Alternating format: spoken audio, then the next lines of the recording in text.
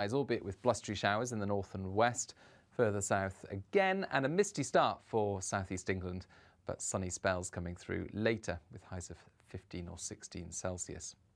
However, we keep the area of cloud and some outbreaks of rain into Tuesday night. It really just lingers across southern parts of the UK with some heavier bursts of rain at times for the Midlands, Wales and the southwest. Northern England, Scotland and Northern Ireland meanwhile see clear spells and just a few showers as we start off Wednesday. But in the south it is a gloomy picture once again. A mild start but with some outbreaks of rain about. That rain steadily pushing south and easing during the day on Wednesday, but it stays fairly grey and damp in places. Brighter skies in the north with some showers about, but actually plenty of dry and fine weather. Thursday's looking mostly dry, but with a lot of cloud in many places. Friday, more unsettled weather in the north.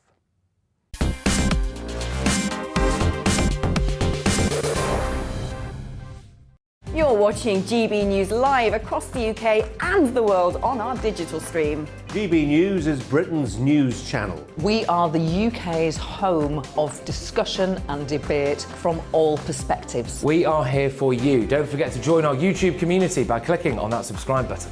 And if you want the GB News app, you can click and catch up on programmes anytime. We love to hear from you, so email us. gbviews@gbnews.uk. Thanks for being part of the GB News family. My name is Andrew Doyle. Join me every Sunday evening at 7 p.m. for Free Speech Nation.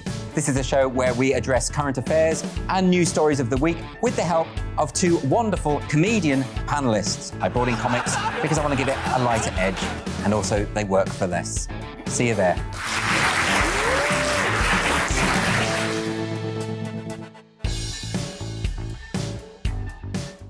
Join my show Farage, 7 p.m. till 8 p.m. Monday through Thursday, and there you will get opinion, analysis, debate, and I'll cover stories that nobody else dares to touch. And then for the last 15 minutes, talking pints. We're over a drink. We have a civilised conversation with someone. We very often disagree, but we do it in a grown-up way. Come and join me on Farage.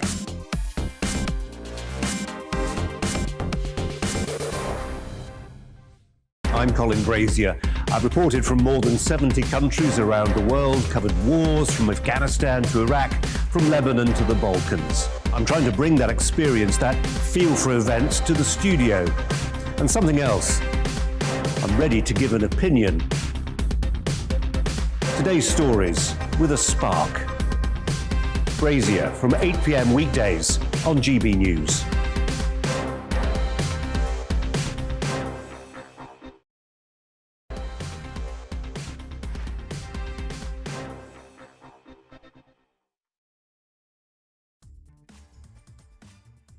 Taking a dig at NATO. Migrants with shovels attack the borders of the EU. Poland says it's bracing for an invasion by nightfall tonight. Also, name, rank, serial number and pronoun. Why is the MOD encouraging officials to flag up whether they are he, she or them? And the pub renovation that revealed a slice of English history that had been hidden for more than 400 years. All that's coming up, but first, a news update with Polly.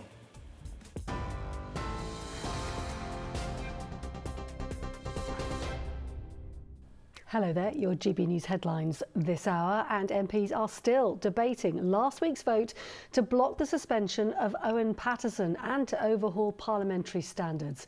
Commons Speaker Sir Lindsay Hoyle earlier said that any changes to misconduct proceedings must be done with cross-party support. The Prime Minister, who was visiting a hospital in Northumberland today, says he takes accusations of government corruption seriously.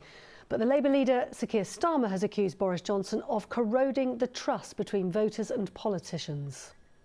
Last week, the Prime Minister damaged himself. And despite the bravery of some members opposite, he damaged his party. But most importantly, he damaged our democracy. The government says penalties for appalling sexual offences will be re-examined following the case of David Fuller. The hospital electrician has admitted murdering, then sexually assaulting 2 women, and decades before also carrying out dozens of sex attacks on corpses in mortuaries. The Health Secretary, Sajid Javid, has announced Sir Jonathan Michael will chair an independent inquiry into the crimes. The former US President Barack Obama says larger nations must shoulder more of the burden of fixing the global climate crisis. Speaking at the COP26 summit in Glasgow, he said if we don't act now, then it's going to be too late for island nations. But there is one thing that should transcend our day-to-day politics and normal geopolitics, and that is climate change. It's not just that we can't afford to go backward, we can't afford to stay where we are. The world has to step up, and it has to step up now. Almost 250 cavers have joined the rescue mission to save a man who's been trapped inside a cave in South Wales in the UK for 2 days. He's been unable to move after reportedly injuring his back in a fall in the Brecon Beacons. He was climbing in one of the UK's largest cave systems. UK travellers can now fly to the United States for the first time in nearly 2 years. The US has finally opened its borders to fully vaccinated visitors, but they must take a COVID test within 3 days of arrival, children needing to take a test 3 to 5 days later. British Airways and Virgin Atlantic synchronised their departures from London's Heathrow Airport this morning to the States to mark the occasion. Now, a dress worn by Amy Winehouse has sold for more than £180,000 at auction. That's 16 times the original estimate. The halter neck mini dress was worn by the singer during her final stage performance a month before her death at the age of 27. More than £3 million was raised from the sale of over 800 other items, including clothing, handwritten notes and Amy's accessories. You're right up to date. I'm back in an hour.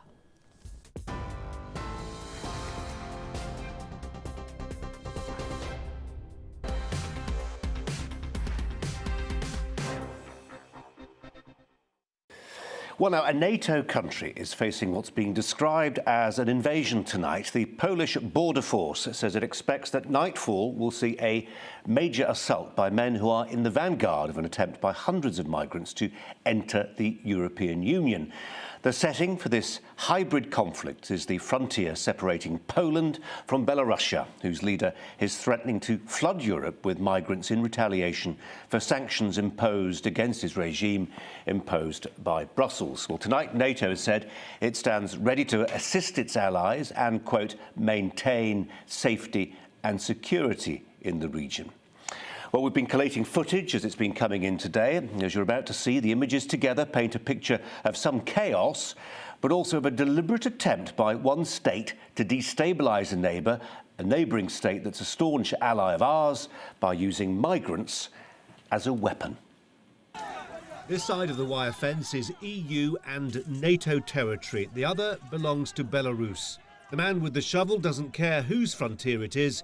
He just wants to get to Western Europe, and if that means threatening a Polish border guard, so be it. Elsewhere on the 250-mile-long border, but still on the Polish side, and when people talk about hybrid warfare, this is what they mean. The Poles have guns, but the shooting that really matters here is done by smartphone. This is a propaganda war. The Belarusians, the men in balaclavas and green, are chaperoning migrants to the fence in search of weak points. They want to present what's happening here as a humanitarian crisis. At least 7 migrants may have died on this border, and present the Poles as the villains of the peace, unfeeling in the face of wailing women and children. But the Poles are having none of it. They've declared a state of emergency and brought in helicopters and 12,000 extra soldiers. Warsaw sees what's happening here as an assault on its very sovereignty. The Polish border is not just a line on a map, the country's Prime Minister said today. The border is sacred. Polish blood has been spilled for it. The Poles point out that the vast majority of the migrants are young men, including the man we saw a few moments ago who, having failed to cut the fence with a shovel, is trying again with wire cutters. Elsewhere, migrants are throwing tree trunks onto the fence, hoping to create gaps. On the other side of the border now, and these are pictures from just inside Belarusia. They were filmed by activists opposed to Alexander Lukashenko and bury any lie that this is a spontaneous mass movement of asylum seekers. There are Belarusian soldiers everywhere. They are making this happen. A passing car takes in the scale of this human tide. It instantly evokes memories of 2015 and the mass movement of more than 1 million migrants who were drawn through Eastern Europe to begin a new life in the West, encouraged by an invitation from the German Chancellor. German! Here the migrants are chanting German, German. But where are they heading? Will they stop in Germany or push on westwards, perhaps to Britain? The Lukashenko government has tempted them here with flights to Minsk and buses to the border. The migrants want a better life. Belarus calculates that they are, in fact, human ammunition in a war where no shots are fired. What's happening here begs a very different and difficult question. If Lukashenko sees migrants as a weapon to degrade the West with, what does that say to people in Britain who argue for open borders? Well, there are a lot of pictures coming in today, and that's the way we thought we'd try and present the story to you. I hope it tells a story effectively and fairly comprehensively. Let's talk about it. With me, the Polish political analyst and commentator, George Brazier. George, thanks so much for coming in. This has been going on for months. Why has it reached a crisis point today, do you think? Well, first of all, we need to ask ourselves, how did we reach to this point? And this is Lukashenko's revenge on the West for supporting the opposition in his country. It may escalate even more. I think tonight will be crucial. I have friends who are praying. I have some friends who even moved away because they live just next to the border. But the Polish border is secure. Polish border force spoke to a number of officials from the EU, from Frontex. Everything is done according to the book, but what we are seeing is a state-escalated hybrid war against the West. And I think the reason why it's happening is because in 2015 we did not manage to deal with the migrant crisis. There were some voices stating refugees welcome, other voices wanted to protect the border. The Belarusian government realized that this is our weak point. We simply do not know what to do with the mass migration, so now they're sending in more people. Just in the last week, I've heard there were 60 planes flying in to Minsk, straight from various Middle Eastern and African countries. Clear, George, for people, if you take a country like Iraq, which used to have one flight from Baghdad, the regional airlines of Iraq are now flying planes regularly into Minsk in Belarus for, quote, tourism purposes. Yes, so the people from those countries are tricked. I know that the Polish diplomatic officials, they managed to close down 2 Belarusian institutes or offices working in Iraq that were just handing out visas to everybody who asked for it, promising that they could end up in Germany. Yeah. That's why on those... George, this is Iraq we're talking about. Many of the Iraqis wanting to move to Western Europe will be people who will be very welcome here, will make good citizens. But this is Iraq. This is a deeply troubled country. And if you're not vetting who's coming in, you run an obvious risk of allowing people who have done harm to their own country and will do harm to yours. Potentially, there are ways to apply to be a refugee, and many refugees have applied, they were vetted, and they came in and were accepted. What is happening now is a massive push, and it's very unfair to those people because they think they would be ending up in Germany, but they will come through Poland. Poland does not give any social benefits, and that's why they do not want to stay in Poland. They would rather go to Germany. I just want to stop you there, George, because the pictures, I mean, we're looking at the border pictures now, and as you make the very valid point, I mean, that's just one single stretch of wire, and even there it's not particularly robust. Your 12,000 extra soldiers, in addition to the border force, tonight, right now, will not, with nightfall, will not be able to stop determined people in the dark getting through your border. Your helicopters will not necessarily be able to see very much, okay, night vision and all that sort of stuff, but there is a problem at nightfall. There is a serious problem. I spoke to a colleague of mine who works at Frontex, and he privately told me that thousands of people already got through within the last month or two. I mean, you can't have a perfectly secure border. The border force are doing whatever they can, but you need way more to do that. Especially now we're talking about a 3,000 amount of people, and perhaps there's an easy way to help them. You know, they could be provided with food, shelter, maybe a camp could be built. And I think, they should be saved. There's already a few people died. But, I mean, we're looking at very cold woods. The border is 250 miles. But we're looking at 3,000 people. What if 30,000 people come? What if 100,000 people come? Your government, not your government, but the Polish government needs to work this through, don't they? Because the optics will be terrible for somebody if hundreds of people are in a dark winter start freezing to death. Between 7 and 15 have already died in the forest on the border there. It will be, if there is a humanitarian crisis, somebody's going to get the blame for it. Yes, and it seems that maybe some forces would like to blame Poland for mismanaging the border, but really, what can you do? There are traffickers there, there are Belarusian forces that are helping the migrants. As you can see, many of them are equipped with tools, to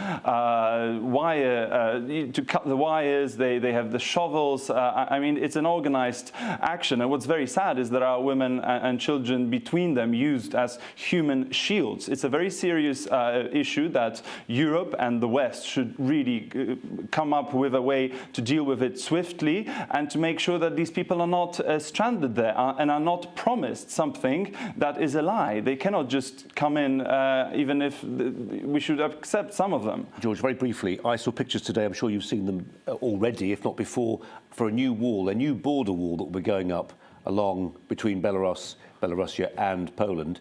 I know some of the Baltic states are thinking about a similar thing. Do walls work, in your view? Well, you could ask the Israelis, perhaps. There are some countries that use walls, whether it's right or wrong, they do seem to work. I think that in such a crisis where a state is using humans to break the border, unfortunately, a wall will have to be put there. Strong fences make good neighbours. That's the old saying, isn't it? George, thanks so much for coming in. Thanks very much indeed. Thank you so much. Joining me now, Franek Vierkorka, who's the senior advisor to the Belarusian opposition leader. Thank you so much for joining us this evening. We do appreciate it. I just wonder if you can help us speculate what would happen if large numbers of migrants unable to get into Poland start to make their way back to Minsk.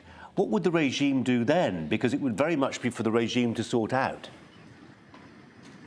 They are already in Minsk, they are already in Smargony, in Grodno, and many other cities, and they're sleeping in tents, they're sleeping outdoor.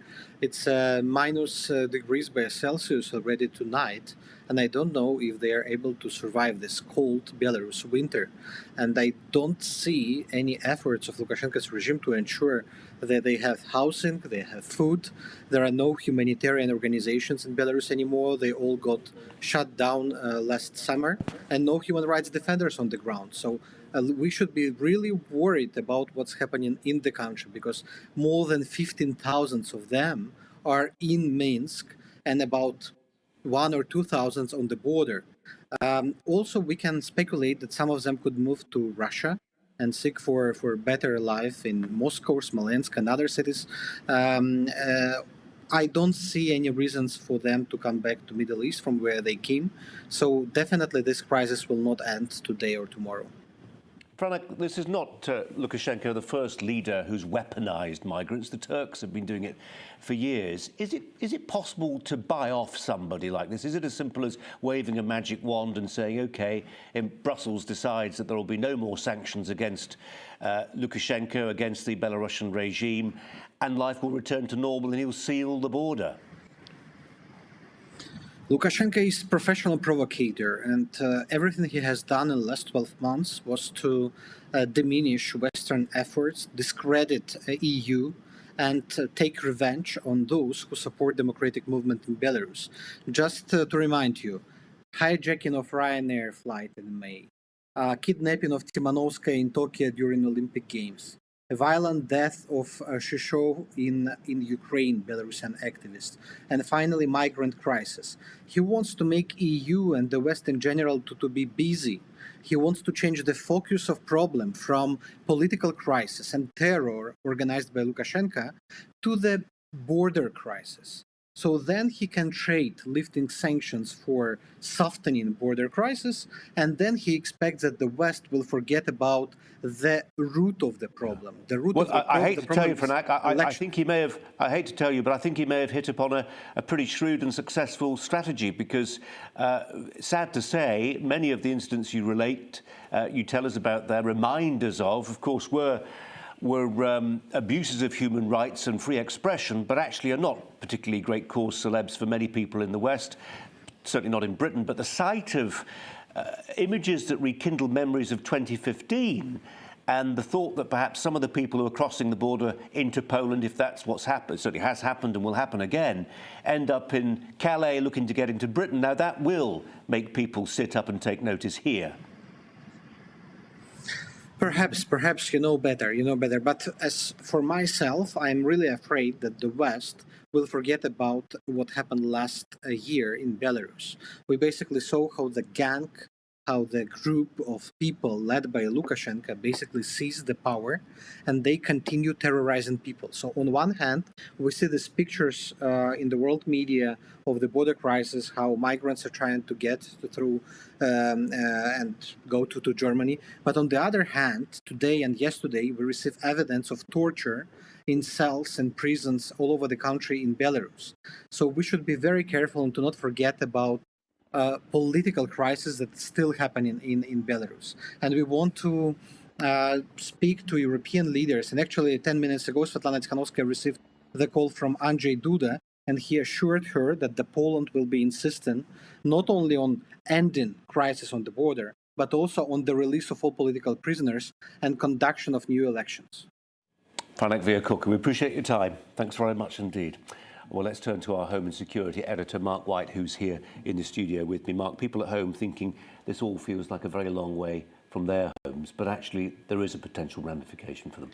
Yes, there is, certainly for a number of European countries and potentially for the UK as well, because we know a proportion of those who head into Europe from the Middle East, from Africa, do then work their way westwards towards the United Kingdom, and we see it manifesting itself on a daily basis now in Calais and all down the northwestern coast of France as these migrants in small boats are trying to make it to the UK, along of course with migrants who traditionally have still been getting on the back of lorries and trying to get across that way. So there is potential ramifications here, but for the moment what we have is an unfolding and growing crisis on the border there between Belarus and between Poland at the moment, Lithuania, Latvia to a lesser degree. There have been something like 4,000 migrants who've crossed into Lithuania in recent months.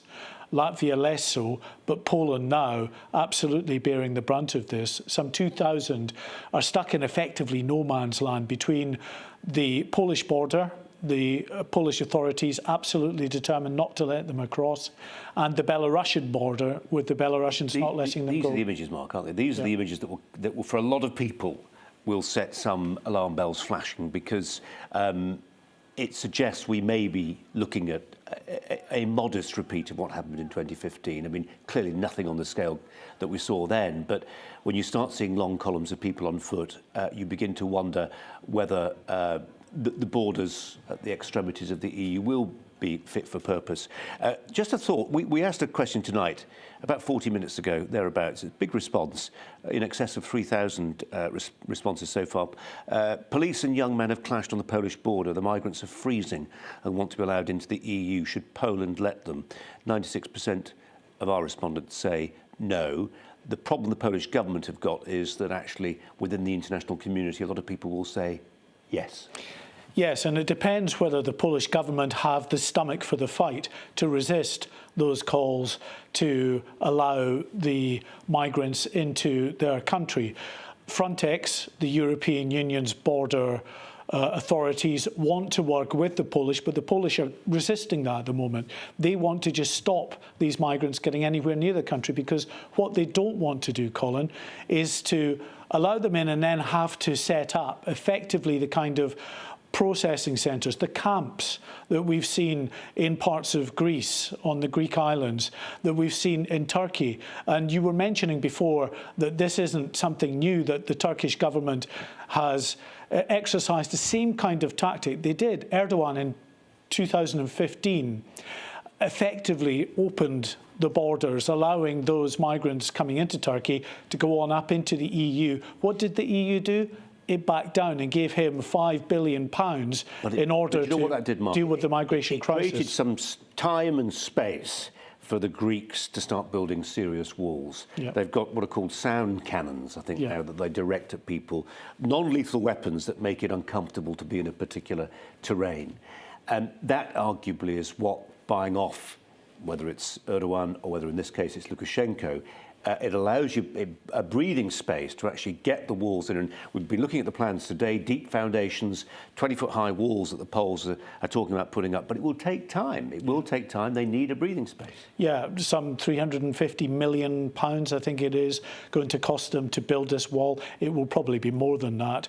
Not over the entire 250 miles of their border, but over a significant proportion of that. They are determined to stop it, as I say. They don't want a repeat of the camps that have popped up elsewhere. But all the time, we have Lukashenko, who knows that this is one tool he can use to really cause the European Union some very difficult times. So he has, for instance, offered people in countries like Iraq and in Syria and in Africa, in countries in Africa, £3,500 roughly to get a flight to the capital, Minsk, to be put up. You get your 7-day tourist visa, you get put up in a hotel, then you get bussed to the border, where you're then shepherded by his military towards these, he thinks, the weaker areas of the border fence with Poland. It's, as I say, it's getting worse. There have been some shots apparently fired this evening into the air, we believe, but it's very tense over there. And with some people stuck in this no man's land, not being able to get to one side or the other, effectively, potentially freezing and starving, you can see how it's only going to get worse. Well, I tell you what, Mark, if this was happening on the US-Mexican border, the news networks would be all about it, all across it, and we thought it was a story that needed telling tonight, and I hope we've managed to do that, but thanks to you for helping us along with it. Mark White there. After the break, the woke revolution hits the high street. You just want to pick up some smalls. Marks & Spencer wants to tell you all about the gender identity of its staff.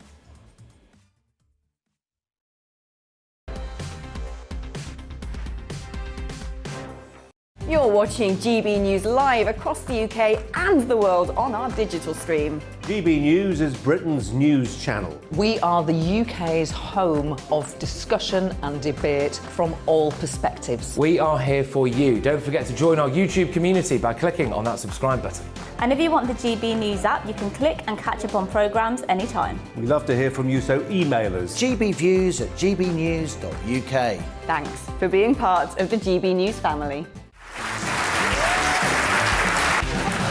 My name is Andrew Doyle. Join me every Sunday evening at 7 p.m. for Free Speech Nation.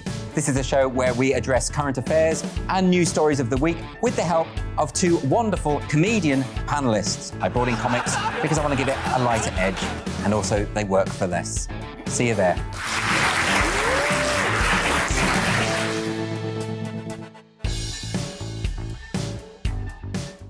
Join my show Farage, 7 p.m. till 8 p.m. Monday through Thursday. And there you will get opinion, analysis, debate, and I'll cover stories that nobody else dares to touch. And then for the last 15 minutes, talking pints. We're over a drink. We have a civilized conversation with someone. We very often disagree, but we do it in a grown-up way. Come and join me on Farage.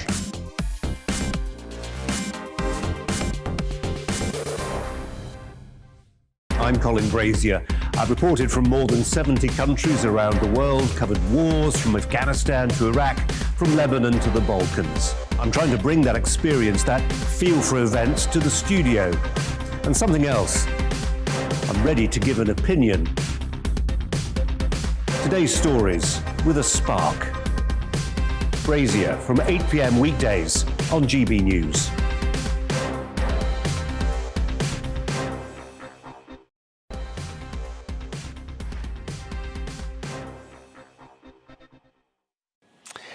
A couple of years ago, a 32-year-old obese American woman, I shouldn't say woman, went to casualty. He was complaining of abdominal pain. He'd stopped taking a drug to treat his high blood pressure. The nurse surmised that that was the problem, so not an emergency, but it was.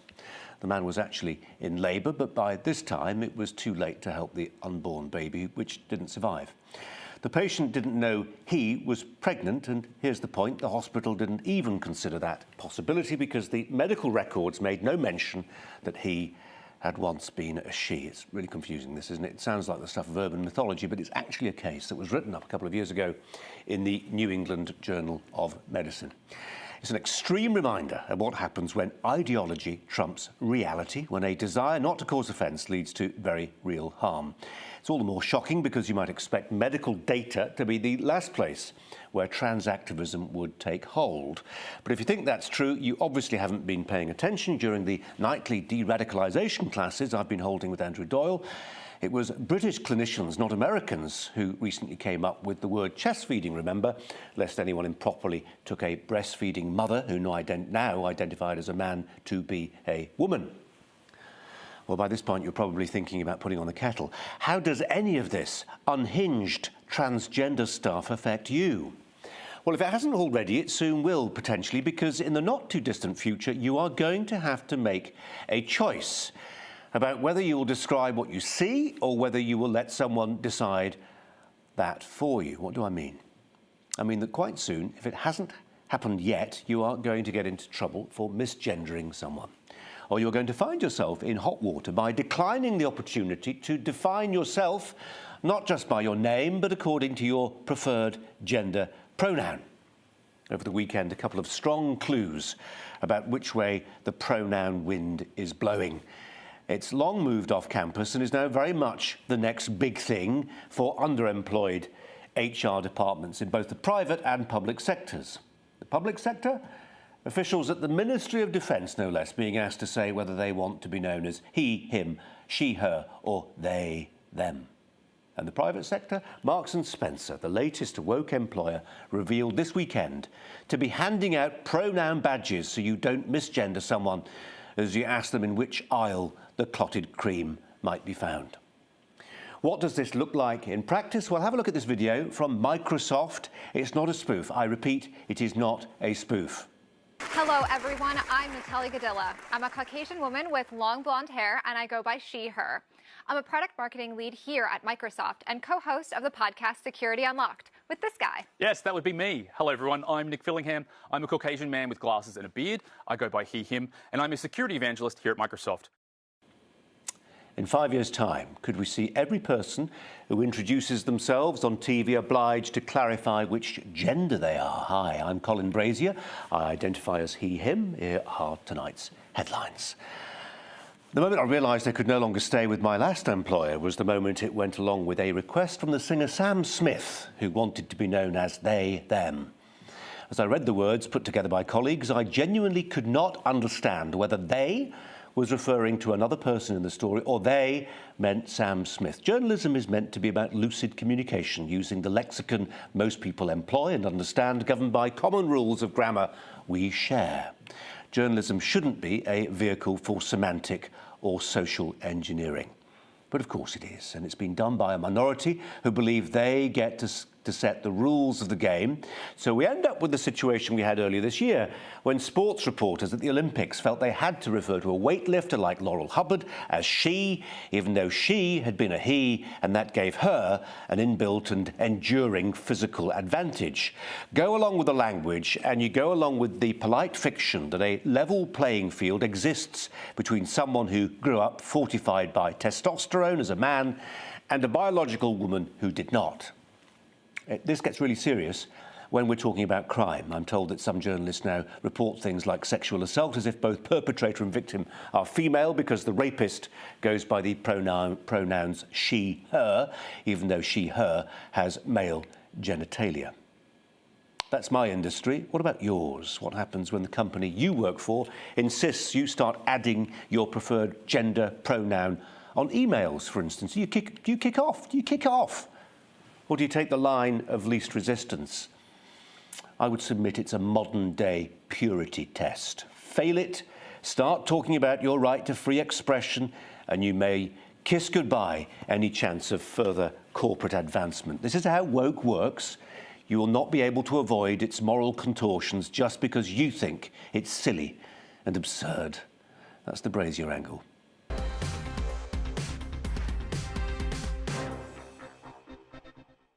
Let's turn again to Brendan O'Neill from Spiked Online, who joins us to discuss this. Brendan, welcome to you. It's still Spiked Online, isn't it? Yes, it is. It wasn't written in. I just thought I'd better check that. I thought there'd been some modification to your title. This feels like a system that people cannot avoid, Brendan. It feels like the idea you can sit this one out if you work for a larger corporate entity in the private or public sector. Well, that sitting out period is probably about elapsed. Absolutely, and I completely agree with what you said. This is a modern-day purity test. You either declare your pronouns and make yourself a good person, or you don't and you're a bad person. And what's happened is that declaring one's pronouns has become a shortcut to the moral high ground. It's a way of demonstrating that you are a morally good person. That's why so many politicians and journalists and other figures have their pronouns in their Twitter biographies or on Instagram. It's a way of showing that you're a decent person. You follow the rituals of wokeness. The problem, of course, in the workplace is that people are being compelled largely to go along with this new religion that they don't necessarily subscribe to.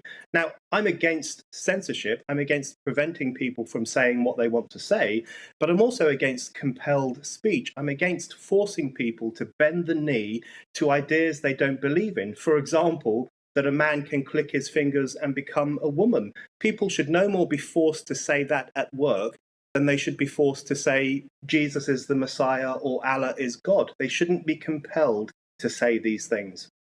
And for some people, there are the core celebs out there, the real humdingers that generate a lot of attention at the time. And I mean, this has been happening for years. We think back to Jordan Peterson, the Canadian academic, the psychologist, the professor who I think he would say was probably forced from his job because he refused to go along with this, would refuse to gender people as they wanted to be gendered. The problem, Brendan, I suppose, is for some people, that will just smack of bad manners. Why they will say, go out of your way to offend somebody, and it's hurtful, and I know we don't think this is true, but they say, actually, it's so hurtful, it's almost physically harmful, and you can drive people into very dark corners. But, I think most people, if we see someone who is transgender and who has been through a certain process and perhaps has had certain surgery, I think most people will, out of politeness, they will use a certain pronoun. But the problem with the pronoun police and the problem with the promotion of this idea that you have to use the correct pronouns and misgendering is a form of blasphemy, the problem there is that it's like thought control. So we're not only being pressured to use the right phrase in front of someone who considers themselves to be a man or a woman, we're being cajoled into really believing that and to actually thinking that this person is the sex that they say they are. And that's where I have a problem with it, because that is an interference with people's right to believe what they want to believe and their right to reject or to dissent against the religion of gender fluidity, which is what this has become. So the way in which pronouns are being foisted on us in all areas of life, I think it really is a way to make us genuflect to the religion of wokeness. And I think more people need to stand up against it. And when they do, Brendan, I mean, that's where it gets tested. It won't get tested by me and you spouting off here. It'll be tested in employment tribunals, it'll be tested in the courts, and ultimately tested in Parliament, because, if enough people feel they are being pushed into a position they do not want to be in by Stonewall or whomever, then there will be repercussions. That's the way it's meant to work in a democracy. Yes, I think the problem is, there's a particular problem for women at the moment. I think women who refuse to go along with this are really getting it in the neck. And we've seen that with Kathleen Stock and Joe Phoenix and others that you guys at GB News have been talking about.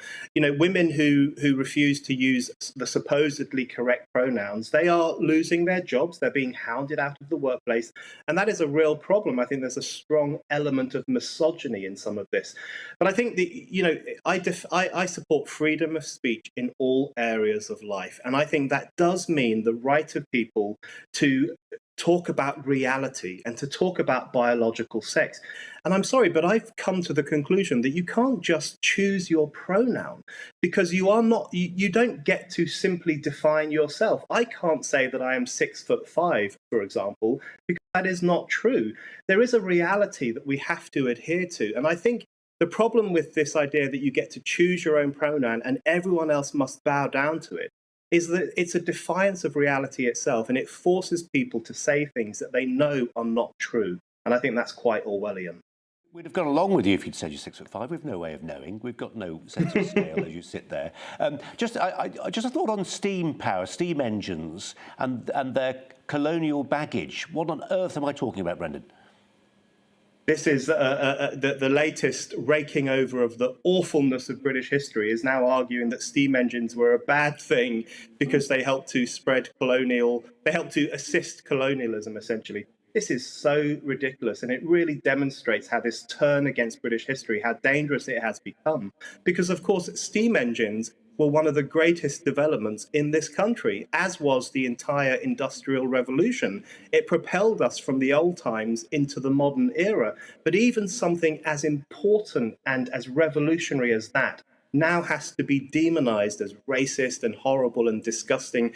And Boris Johnson himself at COP26 demonized the Industrial Revolution. He said it was the starting point of the doomsday clock that we all now face with climate change.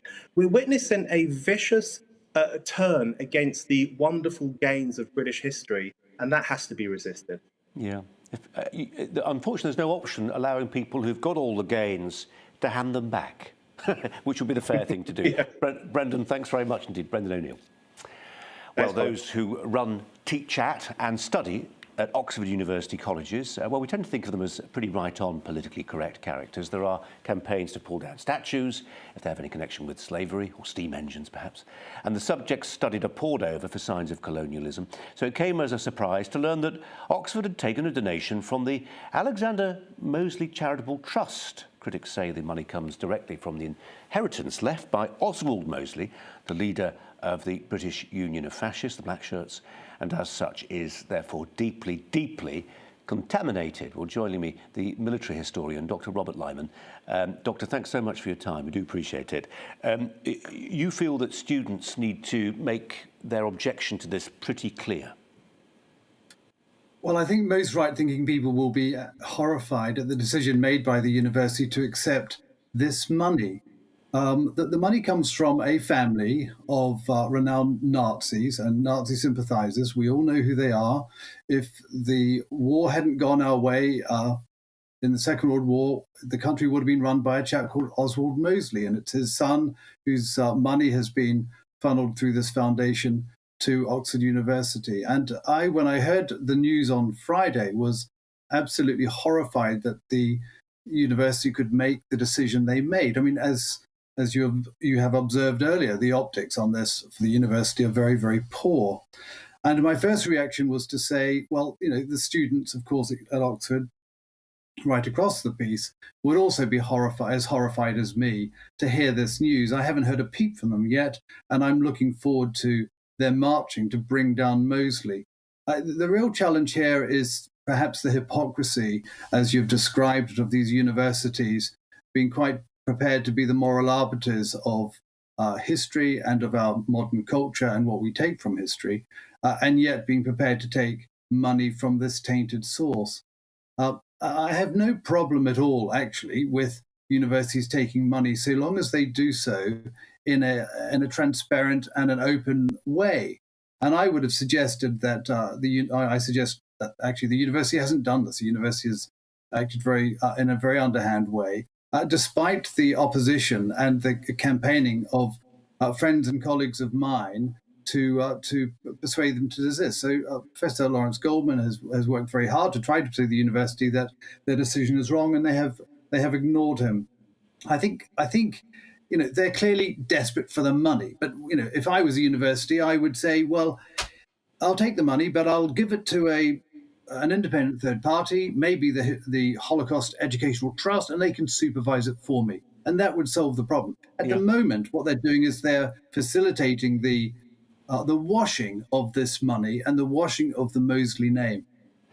clearly... Sorry, Doctor, just to interrupt briefly, just on the Mosey name, I mean, there are, I dare say there'll be some people who are saying, well, hang on, you are visiting the sins of the father on the son here. I mean, is it the case that the son was every bit as culpable, well, not every bit, but on the same page as Dad?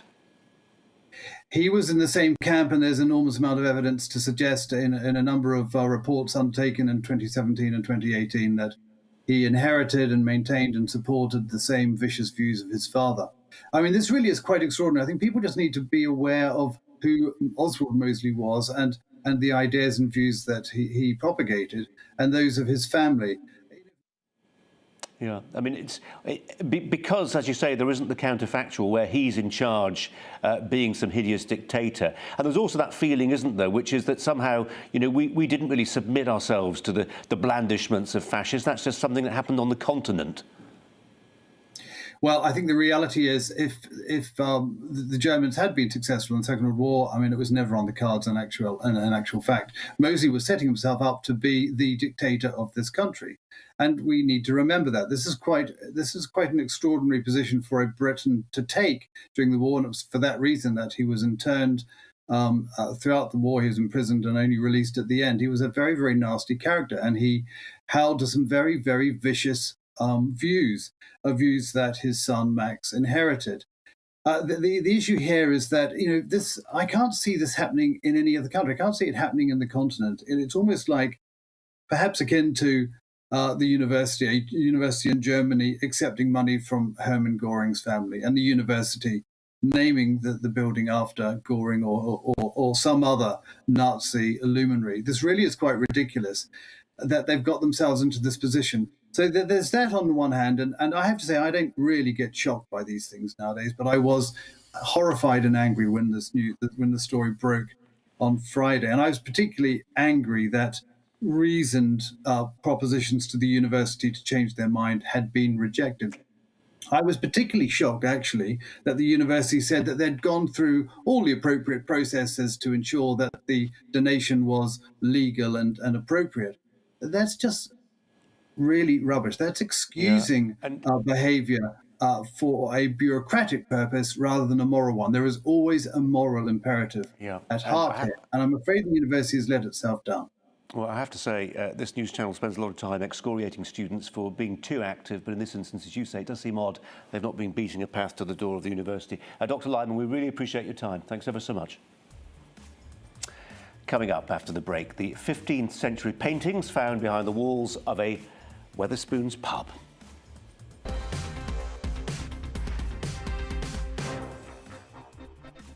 You're watching GB News live across the UK and the world on our digital stream. GB News is Britain's news channel. We are the UK's home of discussion and debate from all perspectives. We are here for you. Don't forget to join our YouTube community by clicking on that subscribe button. And if you want the GB News app, you can click and catch up on programmes anytime. We love to hear from you, so email us. gbviews@gbnews.uk. Thanks for being part of the GB News family. My name is Andrew Doyle. Join me every Sunday evening at 7 p.m. for Free Speech Nation. This is a show where we address current affairs and news stories of the week with the help of two wonderful comedian panellists. I brought in comics because I want to give it a lighter edge, and also they work for less. See you there.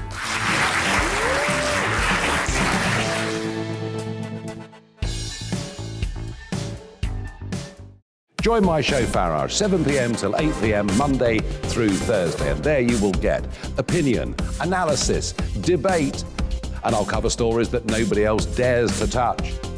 And then for the last 15 minutes, talking pints. We're over a drink. We have a civilized conversation with someone. We very often disagree, but we do it in a grown-up way. Come and join me on Farage.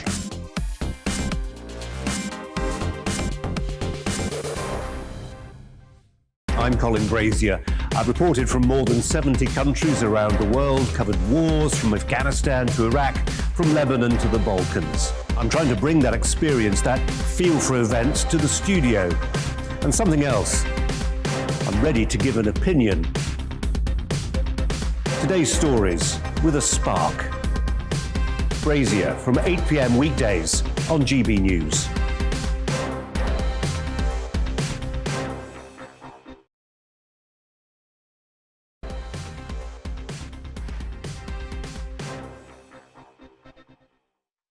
Well, now the cost of electric car batteries is rising sharply. After years of falling prices, lithium battery cells are growing more expensive.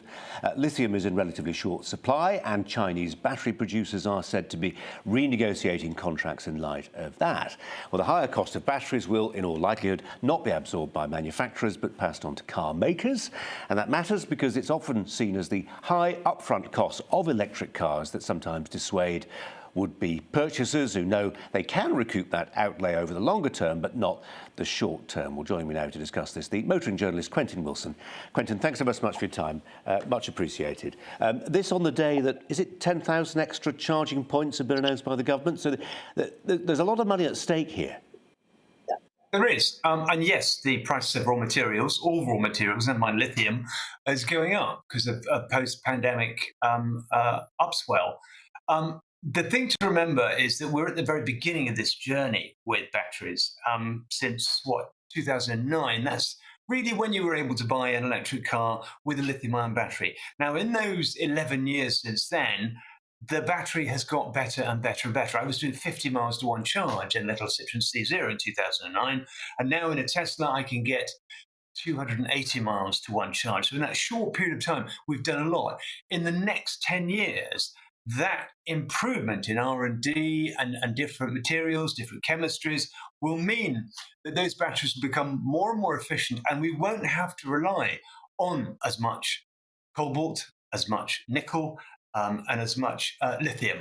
And just for reference, the amount of lithium in the world, we're not going to run out anytime soon. I mean, we said in 2001 that there were 3.4 million metric tons of feasibly mineable lithium in the world. Now, in 2021, we've realized there are 21 million metric tons of feasibly mineable lithium in the world. So as we discover more and more money gets put into this industry, those reserves will go up and up and up. And then we'll change. I mean, at the moment, we're looking at sodium cathodes and anodes, which will mean that the battery cost will go down as much as 40%. So it's too early to jump to these conclusions.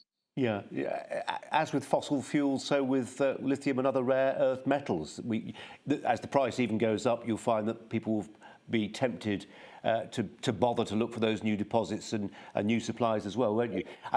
I interviewed a couple of months ago here the boss of a gigafactory in the UK looking to make batteries. And we do have our own supply of lithium, don't we, to some degree? I'm not sure whether it's capable of supplying all our needs, but Cornwall.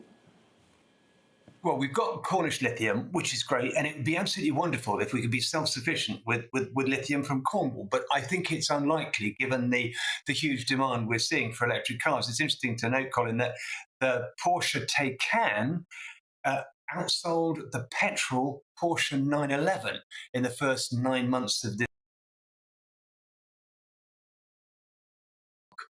Cobalt is rare. Agreed, and it comes from the Democratic Republic of Congo, and there are human rights with children mining it. But people like National Panasonic are saying that they'll get their cobalt quantity down to maybe 5%, and Tesla will say that they'll get rid of cobalt completely in their batteries. So as all these electrochemistries get developed and change, the reliance on these expensive and rare raw materials will get less and less. Sorry, Quentin, I did mean to butt in, but I didn't mean to knock you off your train of thought. I was simply making the point that when it comes to some of those rare earth metals, particularly in Congo, Rwanda, Central African Republic, there's a perception, I don't know how true it is, but there's a perception that the Chinese with their Belt and Road Initiative have kind of got in there first and sewn up the market. I wonder how true that is. Oh, yeah. I mean, that's very, very true, Colin. I've just made a film about cobalt, saying that we really do have to respect the artisanal miners in the DRC because we owe them so much, because they're going to electrify our future.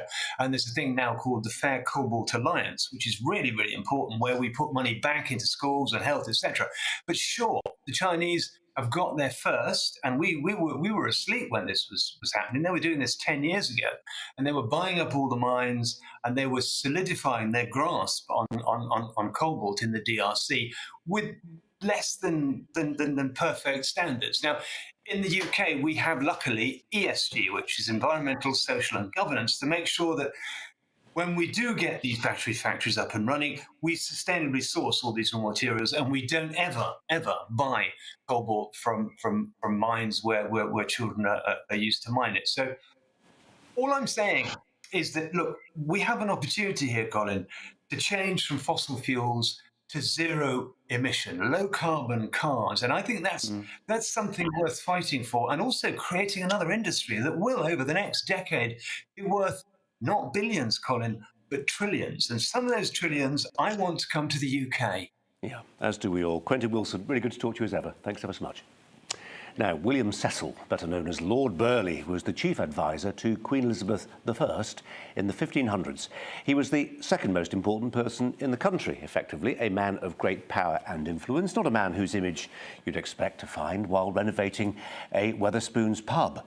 But art historians were delighted when half a dozen Elizabethan panels were found behind the walls of the Star in Hoddesdon in Hertfordshire. Try and say that when you've been to Wetherspoons for too long. And one of the panels is believed to be that of Cecil, who bought the building in 1580, long before it became a public house. We're joined now by Mark Perry, the wall painting conservator from the Perry Lithgow Partnership. Well, Mark, thanks for joining us. Appreciate your time. What a discovery. I know, it's amazing, isn't it? Yeah, I mean, incredibly lucky. It was just purely found when they were doing some alteration works to the pub back in 2014, and just took off some panelling and just found this, obviously sort of spotted a bit of colour, and then found these incredible paintings, which luckily they called us in very quickly on, and we sort of carried out the work on them then. It's, yeah, what were they, do you know what they were behind, Mark? I mean, was it just a false wall? What was it? What was the setup? There was a false wall. Yeah, there was a false wall, and then previous to that, it had been covered over with laths as well. So it seemed to be almost some kind of deliberate attempt to not destroy them, but to just cover them up, and then they just plastered on top, which is obviously proved fortuitous for us. I mean, they are sort of, you can see sort of repairs and so on. There are sort of considerable losses, but what's left is of exceptional quality and incredibly rare find. Yeah, I mean, it's incredibly rare. It gives us a sense of just, well, that they're rare, but I mean, do they enlighten us, do they enlarge our knowledge of this period in history, or Lord Burghley himself, the significance of his role in public life? What does it tell us? What story do they tell?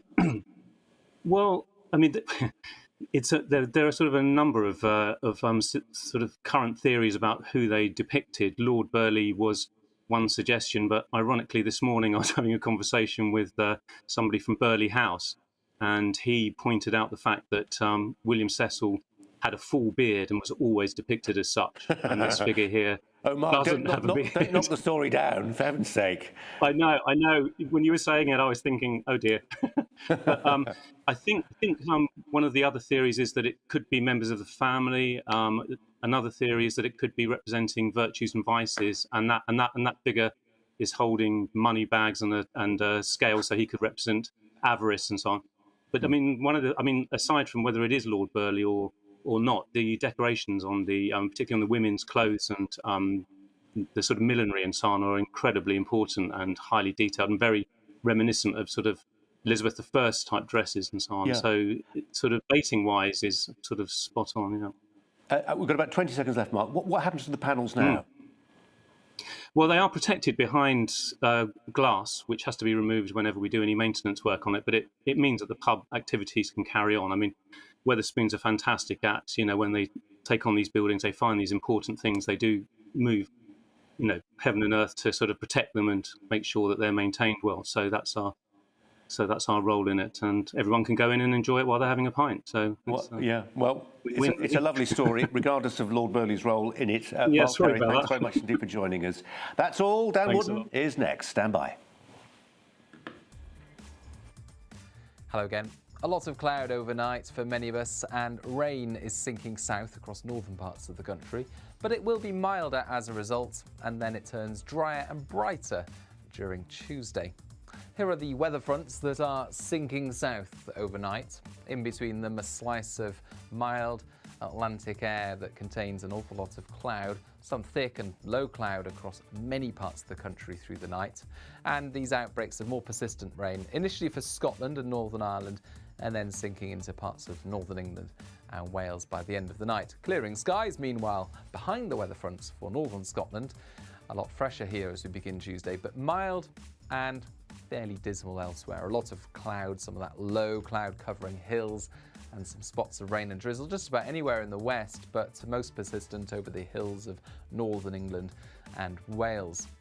That's accompanied by a keen breeze around Irish Sea coasts. But for Scotland and Northern Ireland, brighter skies, albeit with blustery showers in the north and west. Further south again, and a misty start for southeast England, but sunny spells coming through later with highs of 15 or 16 Celsius. However, we keep the area of cloud and some outbreaks of rain into Tuesday night. It really just lingers across southern parts of the UK with some heavier bursts of rain at times for the Midlands, Wales and the southwest. Northern England, Scotland and Northern Ireland meanwhile see clear spells and just a few showers as we start off Wednesday. But in the south it is a gloomy picture once again. A mild start but with some outbreaks of rain about. That rain steadily pushing south and easing during the day on Wednesday, but it stays fairly grey and damp in places. Brighter skies in the north with some showers about, but actually plenty of